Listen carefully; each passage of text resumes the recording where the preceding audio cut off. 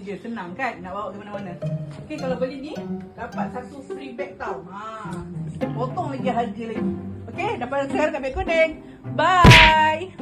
Nak jadi yang lebih baik. Lepas tu nak jaga kesihatan lebih lagi. Lepas tu itu je lah. Saya nak menjadi seorang yang lebih baik daripada tahun sebelum ni. Dia macam sama je kan. Macam tahun lepas pun macam ni juga. Tapi apa, kita cuba jadi yang terbaik lah. Lagi-lagi anak yang baik, Muslim yang baik, pekerja yang baik, insan yang baik dan menjadi manusia yang berguna untuk semua orang.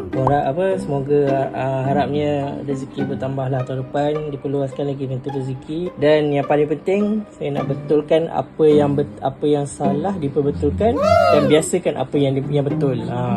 Bukan main ikut je apa orang buat, walaupun benda tu salah tapi ikut je. Betul. So betulkan yang biasa, biasakan yang betul.